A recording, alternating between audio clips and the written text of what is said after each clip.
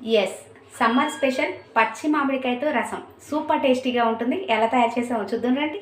అబ్బబ్బా, ఒకవైపు మండిపోయే ఎండలు, ఏదైనా కష్టపడి కూర వండినా టేస్టే బాగుండట్లేదు, కానీ ఇలాంటి రసాలైతే సూపర్గా ఉంటాయి కదా. ముందైతే ఒక మామిడికాయ తీసుకొని పొట్టు తీసి చిన్న ముక్కలుగా కట్ చేసి మునిగేంత వరకు వాటర్ వేసి కొంచెం పసుపు వేసి పొయ్యి మీద పెట్టి మెత్తగా ఉడికించుకోవాలి. మెత్తగా ఉడికిన మామిడికాయ ముక్కల్ని ఒక మ్యాషర్ తీసుకొని మెత్తగా మ్యాష్ చేసేసుకోవాలి. ఇదైతే తాతయ్య ఫేవరెట్ రెసిపీ. చేయకపోతే ఆ రోజు అమ్మమ్మకి దబిడి దిబిడే.